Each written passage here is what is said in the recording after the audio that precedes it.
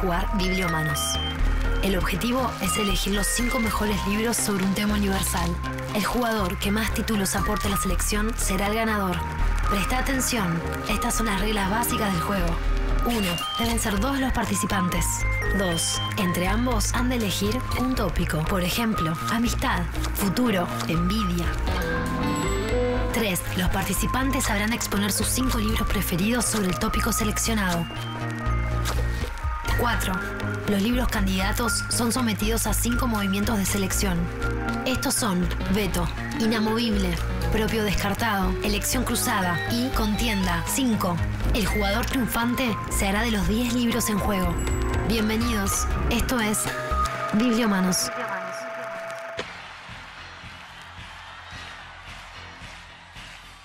El deporte tiene algo de infantil, de ingenuo. Es suspender un rato lo cotidiano para regir la vida por otras reglas, las del juego. Es el modo de jugar que tenemos los adultos, pero puede volvernos como niños. La literatura puede pensar los motivos por los que un deportista decide entregar su vida a una misión. Analizar las razones profundas de esa decisión y también sus consecuencias. Para mí el deporte es solo uno, el fútbol. Y dentro del fútbol, solo un equipo, Boca Juniors. Es mi espacio más irracional, más desbocado. Y a veces, en el festejo de un gol, también el más feliz. Hay algo de la intensidad de los deportes que la literatura logra capturar mejor que cualquier otro medio. La literatura fija la épica con más efectividad que la imagen.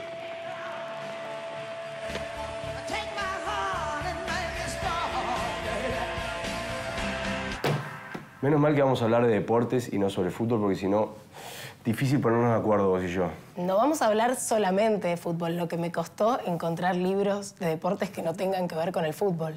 Espero que hayas elegido bastante mejor de tus elecciones estéticas y deportivas. Me cuidé mucho de que la estética esté por encima del corazón. Bien. Así te lo ves. Arrancamos bien. Entonces finalmente estás pensando como hincha de River. Soy resultadista, Maxi. Soy bostera resultadista, te quiero ganar, olvídate. Yo traje libros en los que el deporte está como medio. Para hacer otra cosa. Para contar una crónica social, para construir un poema con la cadencia de un nadador. Está para contar la obsesión del protagonista o la obsesión del narrador, y el deporte está también como detonante de un conflicto bélico, de una guerra entre 2 países. Yo no soy para nada deportista, o sea, mi deporte es la lectura.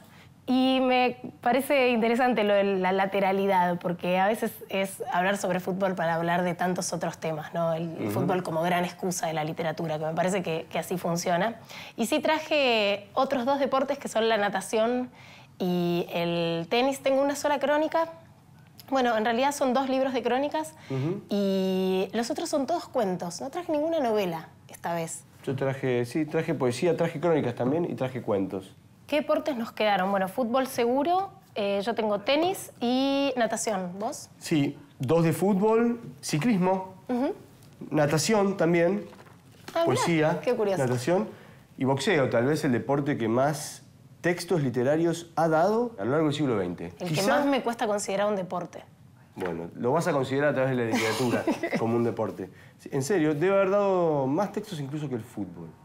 Evidentemente porque fue un deporte que dio muchas celebridades a lo largo del siglo XX y un deporte muy consumido, bueno, en Europa y sobre todo en los Estados Unidos. Y además que tiene la potencia de la violencia, que siempre, para la literatura, es efectivo. Es efectivo. Es efectivo. ¿Es el fútbol un mero juego o se juega algo más en el fútbol? Yo creo que en el fútbol se juega gran parte de nuestra identidad. Depositamos en nuestros representantes, los jugadores de fútbol, esa necesidad, esa inercia, ese impulso instintivo de violencia que también nos constituye. Y por suerte dejamos de matarnos los unos a los otros en las calles para poner en ellos, durante esos 90 minutos, el ejercicio de la fuerza.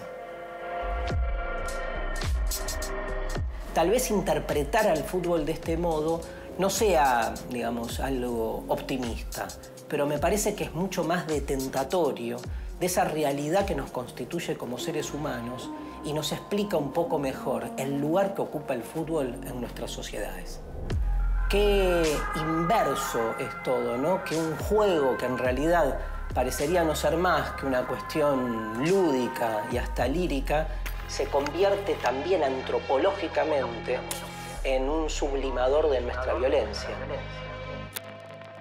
El primer libro que te traje es una carta fuerte. Se llama El partido, de Andrés Burgo, que es una crónica dedicada íntegramente al partido de Argentina-Inglaterra en el Mundial del 86. Hay que escribir toda una crónica de más de 250 páginas sobre un evento que duró 90 minutos. Es claramente el partido épico de la selección argentina. Es espectacular. Es el de los 2 goles de Maradona, es el gol con la mano a los ingleses. Y el gran gol esquivando medio equipo. Es un collage de voces que van como rearmando la víspera de ese partido. Y es una crónica maravillosa porque la única voz que no está en el libro es la del propio Maradona. De hecho, la pregunta disparadora, que me pareció una gran pregunta disparadora para un cronista, es que lee en un diario, dice, nos contó Mariani, el ayudante de Carlos Vilardo, que Maradona ese día, el domingo 22, se levantó más temprano que nunca y que su buen humor lo desparramó por todos los rincones de la habitación. Y él dice, ¿quién es Mariani? Que fue el testigo directo y que fue el primero que se encontró con Maradona ese día. Entonces se encuentra con él, le relata, y me parece que es una crónica también de cómo funcionan los mecanismos de la memoria, porque es un libro escrito 30 años después de ese partido. Exacto. Con lo cual pasó mucho tiempo, pasó mucha épica, se escribió mucho sobre ese partido, quedó en la memoria el relato de Víctor Hugo Morales. Digo, hay demasiada épica, demasiado escrito, demasiado dicho sobre ese partido como para que no se cuele en la memoria de los que sí estuvieron y que en parte no altere esa memoria. Te traje Maradona, te traje el Mundial 86, te traje el gol con la mano contra los ingleses, no sé qué más hacer. La única manera de responder a eso es jugando también una carta fuerte. A ver. Uno de los cuentos más memorables sobre boxeo es Comer un bife, de Jack London. Y es la diferencia que genera en el destino del protagonista, Tom King, del cuento de Jack London, la diferencia entre haber podido ingerir las proteínas de un bife y no. Como es un boxeador en retirada, un boxeador que tiene alrededor de 40 años, es decir, un boxeador viejo. Las peleas se combatían a 20 rounds en la época en que London escribe este cuento. Es la historia de cómo la juventud viene a reemplazar a lo que ya no es joven. De hecho, esas dos palabras, juventud y vejez, están presentes a lo largo de todo el relato. Es un relato sobre boxeo, evidentemente, pero es un relato sobre la condición humana. Creo que el dramatismo intrínseco en un combate entre dos seres humanos es lo que ha alimentado la tradición de la literatura sobre el boxeo, ¿no? Y el cuento de Jack London, Comer un bife, en realidad estás todo el tiempo viendo si va a ser o no la última pelea del protagonista, Tom King, que necesita ganar esa pelea para llevar comida a su casa, a su mujer y a sus 2 hijos, que esa noche, la noche de la pelea, no comieron, porque el único plato de comida que alguien ingirió fue para él, que tenía que ir a boxear. O sea, es tremendo, es un golpe bajísimo, pero bueno. Yo ya te veo que te están contando, estás como por el 8, 9... El otro que traje es de la única mujer que tenemos sobre la mesa, Miranda July, y este se llama El equipo de natación. En el libro Nadie es más de aquí que tú, y es un cuento adorable y delirante. Es una chica de 20 y pocos años que le miente a sus padres que está estudiando en un programa en un pueblo muy chiquito de Norteamérica, y mientras está ahí, que tiene muy poca plata, conoce a 3 ancianos, a 2 mujeres y a un tipo de más de 80 años, que le comentan que ahí no hay pileta de natación, que nunca hubo un club, y que no importa porque total ellos no saben nadar. Y dice, momento, yo les puedo enseñar a nadar. Y les enseña a nadar en palanganas, en el living de una casa. Es perfecto para llevar al teatro, es como una escena perfecta en donde te imaginás a un tipo y 2 minas de 80 años como con la cara sumergida en una palangana e intentando hacer ejercicios de natación. Lo cuenta además como con un humor y una ternura, ¿no? Porque en parte se burla de ellos que suspendan un momento la realidad y cedan a ese juego entre adultos, porque en parte es hacer el teatro de eso. Y de ella misma, que espera cada una de esas clases de natación como si fuera lo único importante que tiene para hacer en la vida. Se acaba de separar de su novio. Es como... Esas clases funcionan como exorcismo para todos. Miranda July tiene una cosa de economía de recursos, de ingenio, de ternura, de soledad. Y todo eso está condensado en un cuento de 4 páginas en donde el deporte aparece de vuelta como unión. O sea, aunque es la falsificación de un deporte, es la puesta en escena de un deporte que no es, y que sin embargo termina siendo un deporte en equipo, tan efectivo como los deportes, y tan absurdo como los deportes en equipo. Poesía argentina, Héctor Biel Temperley, el poeta místico, un escritor de culto, de quien se recopiló su obra completa en 2003. Y tiene un largo poema que se llama Crawl. Héctor Biel Temperley era nadador. Su primer recuerdo de infancia, en realidad, es cuando su madre lo llevaba todas las mañanas al río y una de esas mañanas se le cae al agua y él se sumerge y ve la luz del sol a través del agua, ¿no? Eso es algo que lo determina para toda su vida. Toda su poesía está vinculada al agua. Los poemas comienzan siempre con la misma frase, es un leitmotiv, que es vengo de comulgar y estoy en éxtasis. Así que voy a leerte uno de ellos. Vamos a ver si estoy a la altura. Dale. Vengo de comulgar y estoy en éxtasis, contemplando unas sábanas que solo de mí penden.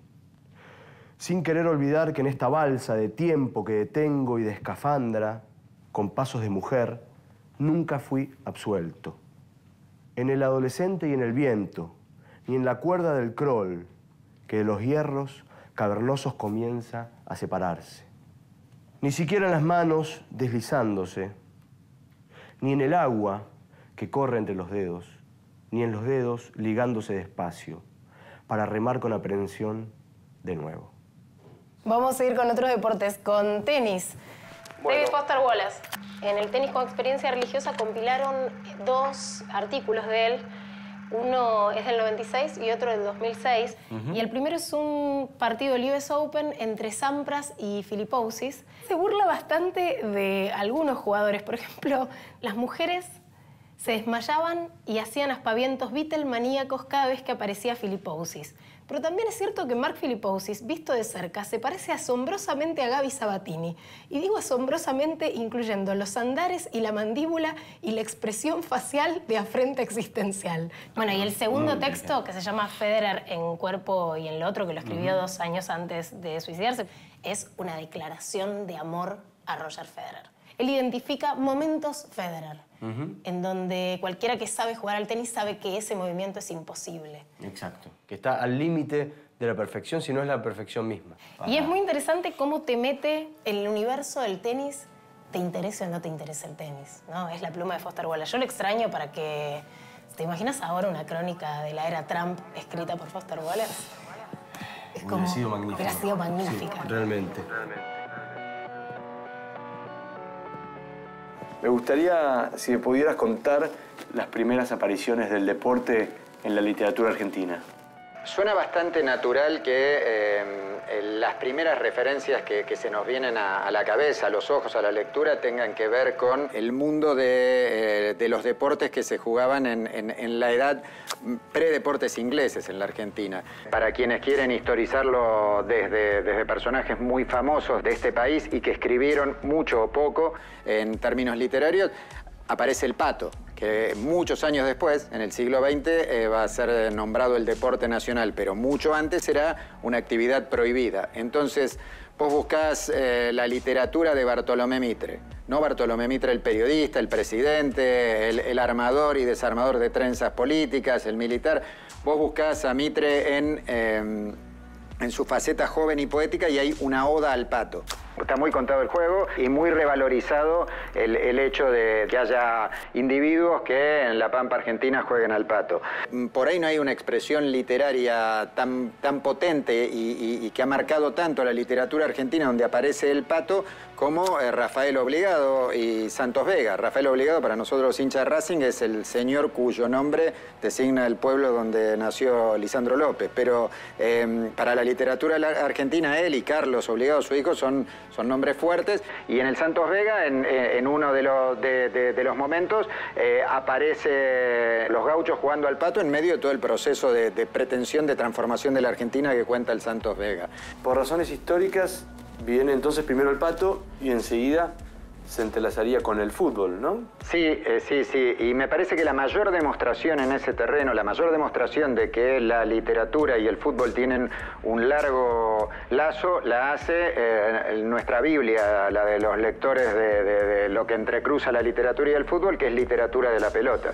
Literatura de la Pelota es un libro que autogestiona, edita, compila y pone algunos textos de él, un poema y algunas interpretaciones. Roberto Jorge Santoro sale en 1971, a Santoro lo desaparecieron el 1 de junio del 77, es uno del centenar de compañeros trabajadores de prensa desaparecidos y de escritores desaparecidos, y Santoro ahí encuentra además otra beta maravillosa, que es que el teatro popular, los sainetes de la década del 10, de la década del 20, de comienzo de la década del 30, incorporan muy nítidamente al fútbol, al boxeo, a las carreras de caballos como temática posible. Ahora, curiosamente o no, hay otro deporte que, por lo menos en Occidente, en la producción literaria, está presente a lo largo de todo el siglo XX, incluso hasta, te diría, de fines del siglo XIX.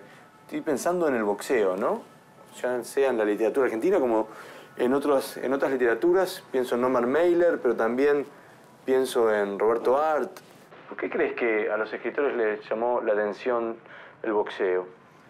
La mejor respuesta que encontré yo está en un texto inicialmente periodístico de Osvaldo Soriano, que es un extraordinario narrador futbolero, además de todas las otras cosas que narra, pero que ha escrito sobre Ali, sobre Loche, ha escrito sobre Monzón, con anécdotas maravillosas, y que cuando escribe de Mike Tyson, dice que el boxeo, del cual él no era fanático, es un deporte obsceno en algunos sentidos, pero que es el más literario de todos. Y me parece que es una confesión muy potente que tiene que ver con eso, ¿no? Dos hombres jugándose sin nadie más que ellos en el ring, la vida, la victoria, la derrota, la compasión, los sueños, la muscularidad entera, lo primitivo y el saber técnico. Son demasiadas cosas que caben como para que la literatura se los pierda. Y además el boxeo en la Argentina ha sido tantas cosas, en tantos sentidos, que como en particular en la Argentina, más allá de las referencias en otras partes, como en la Argentina no se iba a contar eso. A mí me gusta siempre decir que hay una literatura sobre deporte y hay una literatura que no se refiere directamente al deporte, pero es con deporte. O sea, montones de señoras y de señores que han querido contar alguna cuestión en este país encuentran en la referencia a lo deportivo una manera de explicar algo. Cortázar no sabía de fútbol y decía que no le interesaban los deportes colectivos. Sin embargo, la obra de Cortázar está impregnada en muchos lugares de referencias al fútbol. ¿Por qué? Porque lo necesita para contar. Sabe que necesita apelar a aquello que no es su especialidad para describir algo y que le entiendan. Y la literatura, en definitiva, hace eso. ¿Querés saber todo sobre ciclismo? Agarrás a Tim Cravé. Tim Cravé, novelista, ciclista amateur, corre en 1977 una carrera de 140 kilómetros al sur de Francia.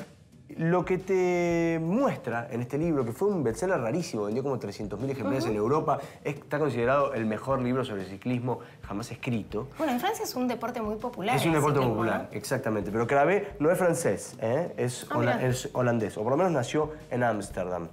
Es una narración en primera persona de esa carrera, desde el momento antes de que empiece y después kilómetro a kilómetro. Lo que tiene de fantástico y de alucinante es que te metes dentro de la cabeza de él. Y él, Cravé, el personaje, es una persona bastante maliciosa y bastante mala onda. Es decir, quiere ganar a toda costa esta carrera. aunque sea un ¿Es ciclista... tipo el Pierno Yuna de los autos locos? Sí, totalmente. Quiere ganar. Poniendo obstáculos. Quiere ganar y no le cae simpático a ninguno de sus competidores y desprecia a mucha de la gente que está corriendo con él. Y es muy bueno. Y esa suerte de maldad que tiene Cravé a la hora de competir, que finalmente sale segundo, ¿no? Le ganan en la última recta. Dice cosas como la siguiente. Ser un buen perdedor es una evasión despreciable, un insulto al espíritu deportivo. A todos los buenos perdedores se les debería prohibir participar en cualquier deporte. Me encantó. No, él está muy enojado, muy fastidioso. Mirá con qué te voy a contestar. Justo es de lo que habla Ganares de Perdedores, el cuento que le da título al libro de Magnus. Y Ganares de Perdedores plantea la historia de un equipo chico que tiene un técnico que privilegia tanto lo estético y el juego bonito que no le interesa ganar. Pero al punto de que no solo no le interesa ganar, sino que todos sospechan que no quiere ganar. Porque parte, como de su paradigma estético, parte de lo que le interesa del juego es justamente perder. Y después hay otro que se llama Tribulaciones, de un intelectual en Offside, que plantea una cena en donde uno de los tipos invitados dice, está hablando de la Copa Libertadores y otro le contesta, a mí no me interesa el fútbol. Y es como que ahí suspende el relato y es la cabeza del tipo que estaba hablando de la Copa Libertadores como tribulando todo eso que le puede contestar. Todo el cuento es todas las argumentaciones de por qué los intelectuales no están interesados en el fútbol, por qué desprecian lo popular, por qué... Y termina diciéndole, disculpa, ¿me pasás la sal? Como todo lo que no le dijo es el cuento. Y lo mejor de este libro es un cuento corto que se llama Entretiempo, que tiene solo una carilla. Uno de los cuentos cortos más perfectos que yo leí de la literatura toda. A eso me arriesgo a decirte. Ajá. Qué hiperbólica te pusiste. No, pero es que en 3 párrafos resuelve una historia policial en donde te cuenta un asesinato, cómo quedó impune y qué pasó 10 años después. ¿Pero qué tiene que ver con el fútbol? Porque todo sucede en el entretiempo de un partido. Ah, ok. En los 15 minutos de entretiempo de un partido. Para hablar de fútbol te traje a Roberto Arlt, pero te traje una aguafuerte a Roberto Arlt, de 1929, es decir, Arlt nació en el 1900, Arlt tenía 29 años, en el cual arranca diciendo, esta es la primera vez que estoy entrando a una cancha de fútbol, y de fútbol no sé ni medio. O sea, arranca confesando que no sabe nada, y evidentemente se nota que no sabe nada, porque ve todo con ojos vírgenes, todo lo que ve le llama la atención. Y cada tanto cubre y le presta atención al partido, pero en realidad lo que más mira son las tribunas. Lo que más mira es todo lo que sucede alrededor. Es un partido en 1929, el texto se llama Ayer vi ganar a los argentinos. Es un partido de 1929, antes de que se dispute el primer mundial, entre Argentina y Uruguay, en la vieja cancha de San Lorenzo, según lo que dice. Y no solo cuenta los alrededores, sino cuenta que hay vendedores de ladrillos, que venden ladrillos para la gente baja, para que pueda pararse en los ladrillos y ver mejor el partido. Termina ganando la Argentina 2-0, pero lo más lindo es ver cómo Arlt escribe ciertas palabras en inglés, ver cómo Arlt se fija en lo que sucede con los chicos en las tribunas. Y es muy gracioso cuando a Arlt, que todo le llama la atención el agua que cae de las tribunas superiores. Entonces le pregunta a alguien y le dice, no señor, es la gente de arriba que está orinando. O sea, ya en 1929 se usaba hacer esas cosas. Así que Roberto Arlt, ayer vi ganar a los argentinos, yendo a la cancha, a una cancha de fútbol por primera vez en su vida. Es buena esa tuya, bien. Buena carta jugada. Y con mi última carta vuelvo al fútbol, a mi terreno de lo seguro. Traje un cuento maravilloso de Fontana Rosa que es Memorias de un wing derecho, que es el cuento en el que se inspiró la película Metegol, la película de animación argentina. Que a diferencia de la película, que sabés que está narrada desde los jugadores de un metegol, en este caso Fontana Rosa juega un rato con eso porque el narrador, que en principio te parece que es un jugador de fútbol real, te enterás que en realidad lo está narrando desde la perspectiva del metegol. ¿Es un cuento humorístico? Es un cuento humorístico, es un cuento muy tierno y es un cuento que se burla mucho de los lugares comunes para hablar del fútbol, tanto del cassette que se ponen los jugadores y también del cassette que se ponen los técnicos, sobre todo para hablar de estrategia de fútbol. Porque, por ejemplo, en un momento dice, para mí un buen centro tiene que siempre quedarse en el centro, tiene que siempre estar ahí. Y claro, desde la perspectiva de un jugador de metegol no tiene otra que estar ahí. Que quedarse en el mismo lugar. Así que es un juego de perspectivas. Y para mí es el Toy Story argentino, porque es la mirada de un juguete que depende de otro para jugar, esa cosa nostálgica que tiene que ver con la niñez, que tiene que ver con, bueno, con el club, con este universo que también retrata también Fontana Rosa, del barrio, de los amigos. Es un recordatorio para vos, en realidad, para que recuerdes que el fútbol es un juego, que un juego tiene que ser bello, cosa que los aficionados a cierto club del fútbol argentino, como vos, se olvidan, ¿no? ¿Vos querés entrar en una batalla estética en relación al fútbol? El fútbol es un juego y tiene que ser un fútbol bello, ¿no? Exacto. ¿Porque de repente no te importa el resultado? Exactamente. Vos decís por la diferencia que tenemos entre partidos ganados, no te importa el resultado. El triunfalismo y el resultadismo solo puedo ponerle estilo. Estilo narrativo, obviamente, algo estilo literario. Un libro de crónicas que se llama La guerra del fútbol y otros reportajes, del maestro polaco Richard Kapuściński. Habla el texto de un conflicto bélico, de una guerra que duró 5 días entre los países de Honduras y El Salvador. Por supuesto que la guerra no se desata por el partido de fútbol, pero es el desencadenante. El primer partido se juega en junio de 1969 en Tegucigalpa, la capital de Honduras. Y Honduras gana 1-0. Y a la semana siguiente tenían que jugar el desempate en El Salvador. Entonces la selección de Honduras viaja al país y ese partido lo termina ganando El Salvador. Lo que va a dar paso a un tercer partido. Antes de que se dispute, estalla la guerra. Un avión salvadoreño bombardea a Honduras y a partir de ahí comienza una guerra en la frontera entre ambos países. La belicosidad entre ambas facciones, entre ambas hinchadas, termina desatando una espiral de violencia y esa espiral de violencia comienza a convertirse en una guerra cuando esa noche previa al tercer partido hay un bombardeo. Lo que Kapuściński hace es ir a cubrir ese conflicto y se mete en las trincheras y enseguida este texto deja de ser un texto que toma al fútbol como objeto para hacer un reportaje de guerra desde el frente. Finalmente el resultado ¿cómo termina al final, aventaja en la vuelta? A El Salvador. El Salvador. El Salvador. Estamos hablando del mismo año, por ejemplo, en el cual el mundo tenía la atención puesta en cualquier otra cosa. Estamos hablando de 1969. El hombre llega a la luna. De hecho, hay un párrafo en el medio de la crónica en la cual Kapuściński dice: fuera de estos dos países, ¿hay alguien que esté pendiente de esto? Porque todo el mundo está viendo al Apolo llegar a la luna, a los astronautas transmitir esas primeras imágenes, y acá, en esta frontera caliente de países de América Central, hay tipos que se están matando, ¿no? Por cuestiones de inmigración, por cuestiones sociales, por cuestiones que tienen que ver con la pertenencia a la tierra, pero también se están odiando con el fútbol como objeto.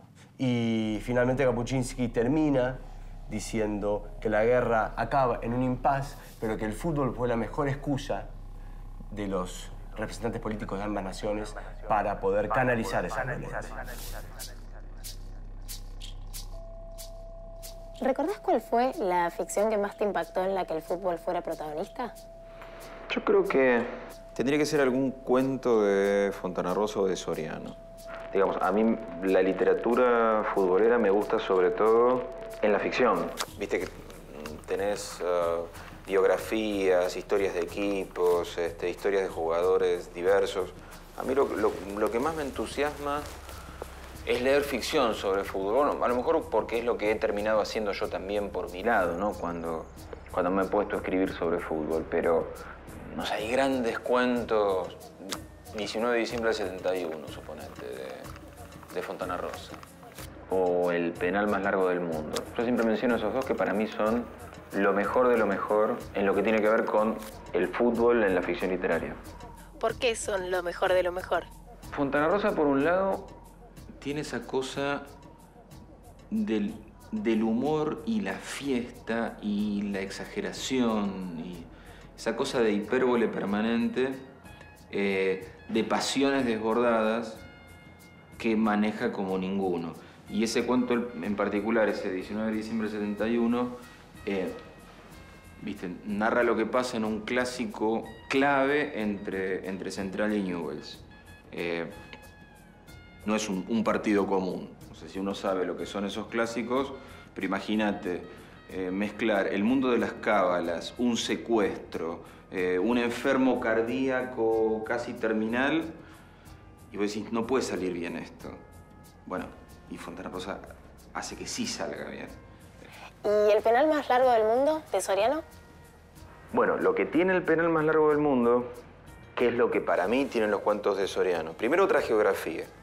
Esa cosa patagónica, distante, ventosa, de páramo lejano, y le da mucha más melancolía al asunto.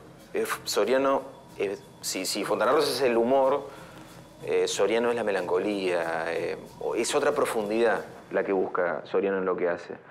Y eso de un partido importante para los que lo juegan nada más, la final de un campeonato y un tumulto de golpes que interrumpe un partido en la última jugada antes de que se patee un penal. Es súper futbolero, pero al mismo tiempo después es, bueno, ¿qué pasa en la cabeza del Gato Díaz, que es el arquero que tiene que intentar detener ese penal, toda la semana siguiente? Y pasan un montón de cosas. Y son absolutamente literarias esas cosas que pasan, que creo que es lo grande de los dos, que utilizan el fútbol como un terreno conocido, querido, familiar y afectivo para ir a lo que en el fondo son las preguntas definitivas y últimas de la literatura, que son las preguntas últimas y definitivas de la vida, no de la literatura. Para eso hacemos la literatura. O sea que aunque esté denostado por ser popular, el fútbol puede ser una excusa narrativa para hablar de grandes temas universales. Yo creo que sí, absolutamente. Si no, no sirve. Ahora, si vos a ese ejercicio, a ese deporte, le montás las palabras, te lo empezás a llevar a otro lado. Y ese lugar al que te lo llevas es el de la profundidad del alma humana y sus deseos y sus tabúes y sus angustias y sus inquietudes. Y ahí es donde se empieza a poner bueno la literatura deportiva como cualquiera. ¿Y por qué crees que se condensa mejor ahí? ¿Porque hay algo en disputa? ¿Porque es un juego colectivo? ¿Porque hay un público? ¿Porque hay un héroe? Me quedo con una de las alternativas, que es la del juego. Los deportes son un juego con todo lo que eso significa. Esto de simplificamos la vida a un punto extremo. La vida deja de ser una cosa gigantesca, compleja, ardua y laberíntica y se convierte en 6 o 7 reglas básicas, donde ganar es vivir, perder es morir. Y mientras jugamos, la vida se despoja de todo lo que nos sea ese juego.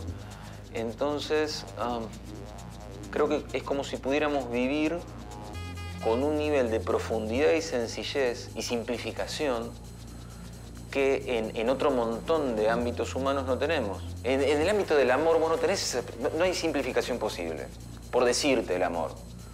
O en el ámbito de la enfermedad, o en el ámbito de la política, o en el ámbito de las luchas sociales. En el ámbito del deporte, sí. El deporte es simplificación. Es una simbolización simplificada. Y eso es lo que lo vuelve tan fértil, me parece. Ganar es de perdedores, Ariel Magnus. 11 cuentos en los que el fútbol y el humor son protagonistas. Comer un bife, Jack London. Un boxeador al borde de sus fuerzas vitales. Memorias de un wing derecho, Roberto Fontana Rosa. El fútbol visto desde la mirada de un jugador de metegol. La Toy Story argentina. La guerra del fútbol, Richard Kapuscinski. 5 días de luchas y saqueos por un partido de fútbol entre Honduras y El Salvador. El tenis como experiencia religiosa, Foster Wallace. El lado B de lo que pasa en un torneo de tenis y una declaración de amor a Roger Federer. Kroll, Héctor Biel Temperley. Poesía, agua y ritmo lírico. El partido, Andrés Burgo. Todo lo que te falta saber del partido en el que Maradona se convirtió en héroe. El día que vi ganar a los argentinos, Roberto Art. El escritor va a una cancha de fútbol por primera vez en su vida. El equipo de natación, Miranda Yulay. ¿Cómo enseñarles a nadar a 3 ancianos en el living de una casa? El ciclista, Tim Cravé. Un homenaje al ciclismo, a su belleza y a su sufrimiento.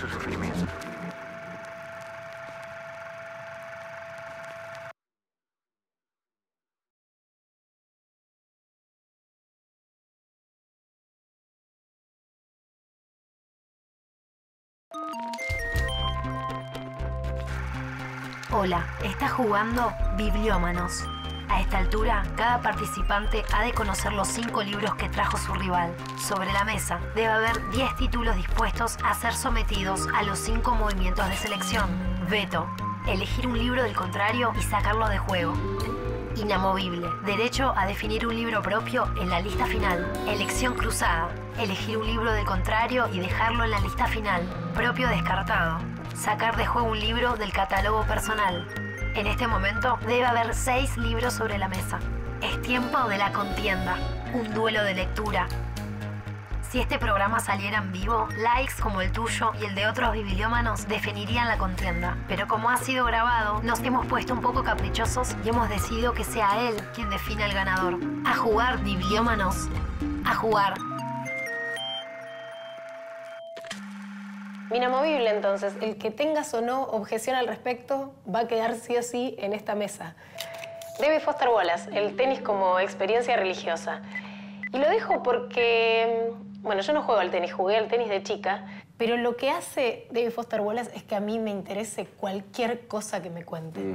Yo creo que no debo haber visto nunca completo un partido de tenis, pero si me lo cuenta Foster Wallace, lo leo hasta el final y me pasa a interesar. Es una ventaja. Suele suceder con los textos de Foster Wallace. Yo primero leí cómo jugaba Federer que haber visto jugar a Federer.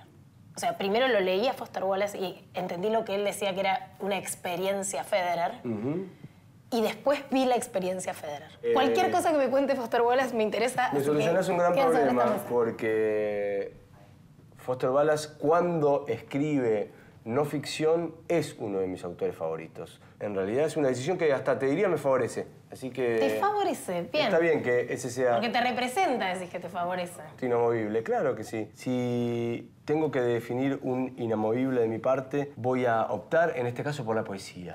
La poesía tiene que quedar. Lo dejas a Biel Temperley. 5 finalistas. Y lo dejo a Héctor Biel Temperley. Este libro de Ediciones del Doc, publicado en el 2003. Y lo dejo porque es una obra que está consustanciada con el agua, con la actividad física, con la respiración, todo lo que tiene que ver con el nado. Sin hablar literalmente de un nadador, uno a través de la respiración del texto de Biel Temperley puede atravesar esa suerte de experiencia subacuática. Se queda entre los 5 elegidos. Bueno, me gusta que quede un argentino y un poeta. Y a ver, ¿qué te veto? ¿Qué vas a dejar afuera? Voy a dejar y hacerte afuera. completamente responsable de tu decisión. Como siempre. Voy a dejar afuera a Jack London. Al bueno de Jack London. Sí, un lo tipo veo. encantador, aparte, con una vida divina. Desconozco toda la biografía de Jack London, pero de todos los deportes que tenemos sobre la mesa, el que menos me interesa es el boxeo. Vas a dejar 5 libros sobre deportes y no va a quedar el boxeo. Exacto, porque hasta podríamos discutir cuánto de deporte tiene el boxeo, más allá de que haya reglas y haya 2 contrincantes y haya estrategias. Reglas muy claras hay.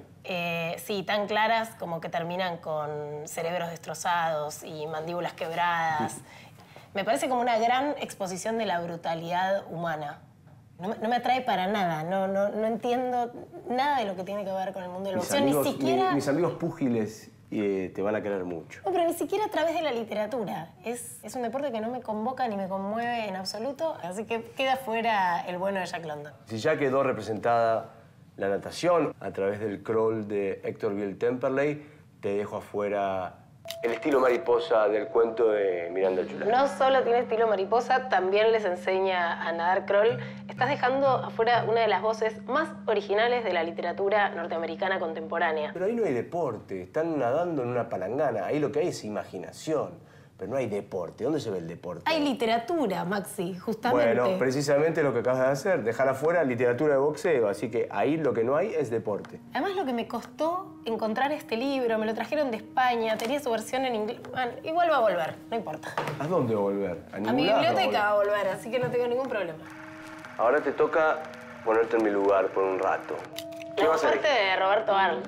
Ayer vi ganar a los argentinos. Muy bien, me parece muy bien. Porque esa mirada primera de Roberto Arlt, embelesado llegando a un primer partido de fútbol y encima con ese resultado, además de que me gusta que quede en una selección la pluma de Roberto Arlt, me hace acordar a cuando yo iba por primera vez a la cancha, esos primeros partidos que iba a la cancha, en donde lejos de mirar el partido solo me quedaba mirando las tribunas, la tribuna de Boca. Bueno, exactamente eso es lo que le pasa. Así que hay algo de empatía con la mirada de Arlt que me representa mucho, así que queda Y esa prosa tan rara donde Arlt escribe gol como goal, ¿no? En inglés, y a la cancha le dice field, ¿no?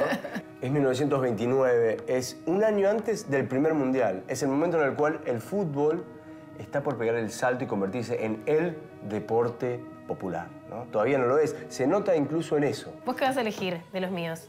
Magnus, Burgo y Fontana Rosa. El partido de Andrés Burgo. Leí el libro de Burgo y me parece una maravilla.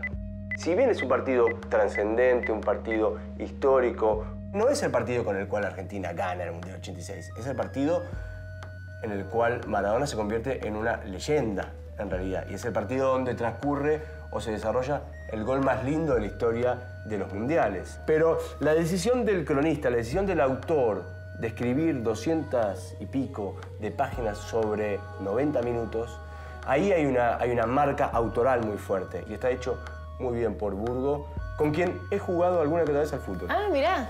¿Y Así cómo que juega Burgo? Juega bien. Vos jugás bien. Es un tipo también. voluntarioso. Y ahora el momento afuera. más antipático del juego. En mi caso voy a dejar afuera Ganares de Perdedores y otros cuentos de fútbol de Ariel Magnus. Me da muchísima pena porque son muchos cuentos muy geniales. Además creo que Magnus es, bueno, de los pocos autores contemporáneos que se anima al humor y se anima muy bien al humor desde lo literario. Pero cada vez que vuelvo a un libro de él es como tengo la sonrisa garantizada y no falla. Yo le digo es como 8, 9, es un autor muy joven y muy prolífico. Así que me da pena dejarlo. Y dejas afuera tu sonrisa. Dejarlo afuera. Voy a dejar afuera mi propia sonrisa. Pero ¿cómo hago para competir Fontana Rosa, fútbol con ciclismo? Y me parece que la bicicleta te va a quedar chiquita. Me estás obligando vos, en realidad, a que me descarte El ciclista de Tim Cravé, un libro publicado en la década del 70, una suerte de extraño bestseller de la década del 70. Deporte tan francés, ¿no? Un deporte tan francés. Con su Tour de France. Exacto. Y con estas pasiones que despiertan los muchachos dando vueltas. Bueno, entonces voy a quedarme Me parece bien con- que se vaya el ciclista. Me voy a quedar Muy con bien. Richard Con Kapuscinski Kapuscinski. para hacer fútbol y guerra, fútbol y política contra fútbol y humor. Bueno, veremos entonces. Vamos a leer. Y aquí estoy, como siempre, bien tirado contra la raya, abriendo la cancha. Para eso son los wins.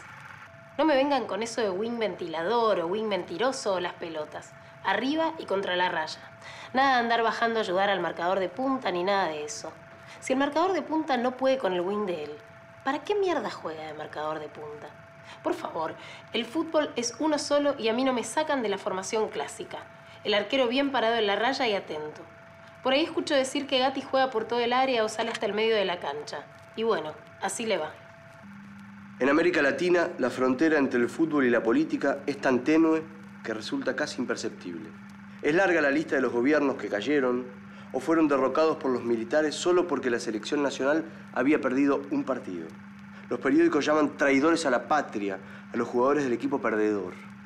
Cuando Brasil ganó en México el campeonato mundial, un amigo mío, exiliado político brasileño, estaba destrozado. La derecha militar, dijo, tiene asegurados por lo menos 5 años de gobierno sin que nadie la importune. El que va al campo de fútbol puede perder la vida. Tomemos como ejemplo un partido en el que México pierde con Perú por 1-2. Desesperado, un hincha mexicano exclama en tono sarcástico, ¡Viva México! Instantes después, muere masacrado por la multitud. Después una línea de 3. Después otra de 5. Y arriba que nos dejen a nosotros 3. Más de 20 años hace que jugamos así y nos hemos podrido de hacer goles. De 7 hacemos. Yo ya debo llevar como 6.800. Yo solo. Después me dicen de Pelé. O arman tanto despelote porque Maradona hizo 100. 100 yo hago en una temporada. Y en verano, cuando los pibes se quedan en el club como hasta las 2 de la mañana, me atrevo a hacer 40, 50 goles por semana. Y ojo, que el 9 de los de Boca no es malo tampoco. Es el mismo estilo que el nuestro. Le da con un fierro el guacho. Al anochecer, un avión sobrevoló la ciudad y arrojó una bomba. Todo el mundo oyó el estruendo del estallido. Las colinas que rodean la capital multiplicaron la violenta explosión del metal reventado, por lo que más tarde hubo quienes sostuvieron que se trataba de todo un bombardeo. El pánico se apoderó de la ciudad. La gente se refugiaba en los portales, los comerciantes cerraban sus tiendas, los conductores abandonaban los coches en medio de la calle. Una mujer corría por la acera gritando, mi hijo, mi hijo. De pronto enmudeció y todo se sumió en el silencio.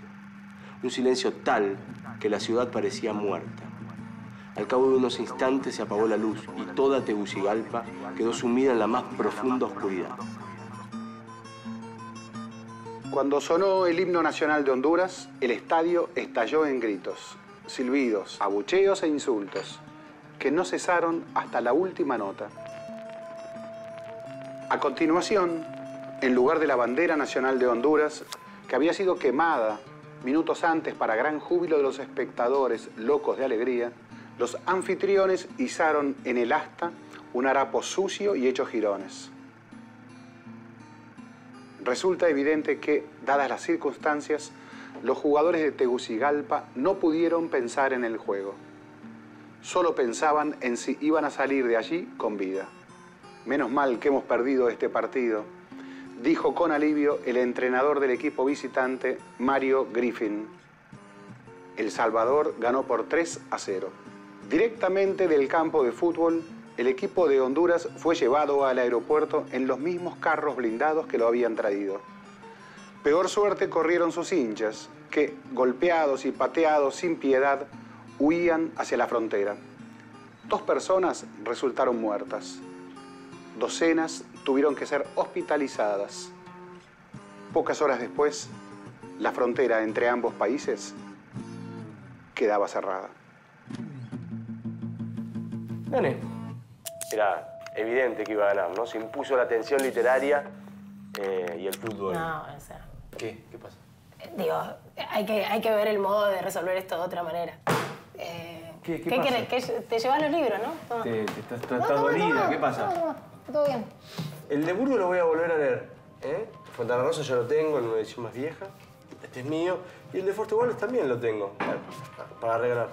Voy a preparar algo para festejar. Dale. Esta victoria deportiva. Qué frío me agarró cuando Atlética pasaste. victoria. Qué frío me agarró.